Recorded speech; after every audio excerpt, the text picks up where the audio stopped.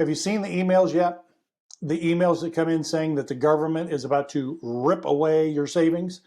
Well, if you've not gotten them, then you're one of the few because these are being blanketed out across the country right now. And it's really alarming a lot of people.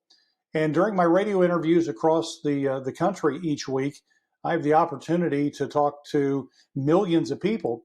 And a lot of these individuals are receiving these emails and they are growing increasingly concerned that their savings might be at risk. Well, we know that the FDIC insures our account for $250,000, so we're okay there.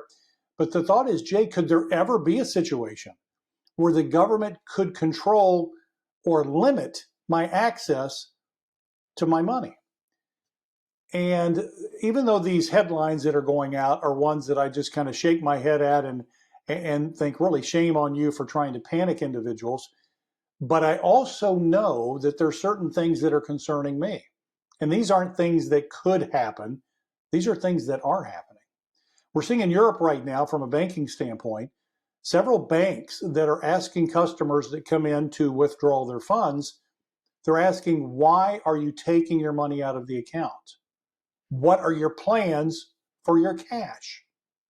There's even times when banks are requiring, you're not going to believe this, they're requiring an invoice that proves what you're going to do with your money. Now, when these started to first come out, and it was after the banking crisis several months ago here in 2023, it was like, whoa, wait a minute, time out here, what's going on? And it's for the bank's protection. What they want is something in place that's going to allow them to control the exit of money from their business.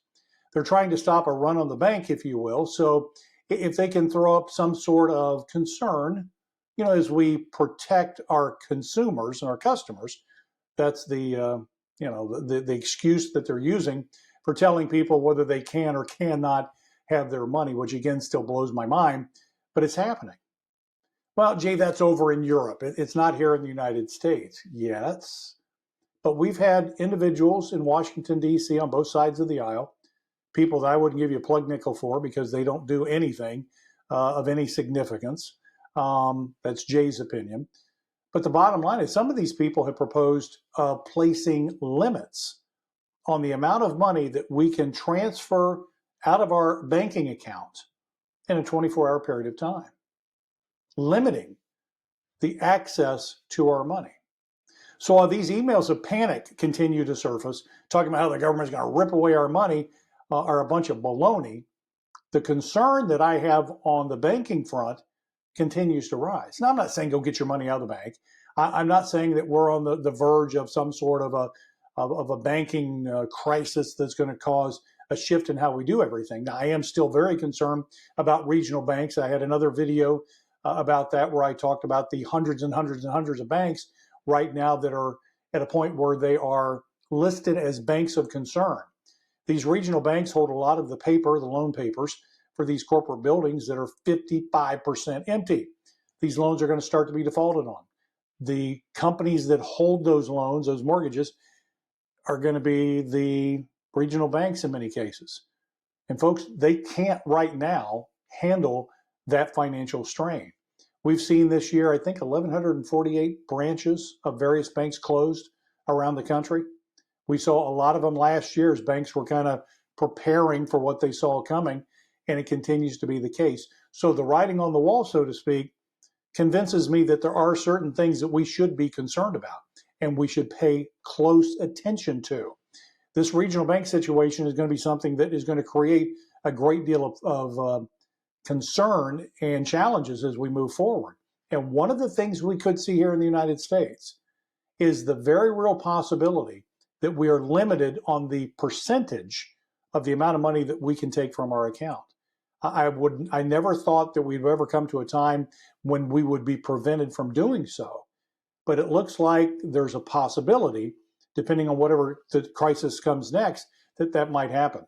The Silicon Valley Bank that collapsed in a matter of 30 hours, one of the issues that they had was people could get into their accounts, electronically transfer out money quickly.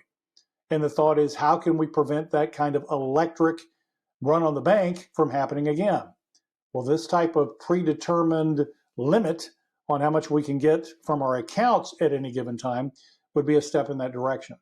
It seems impossible, but I can tell you right now that it's a very real possibility that sometime in the future we could see limits on our money withdrawals.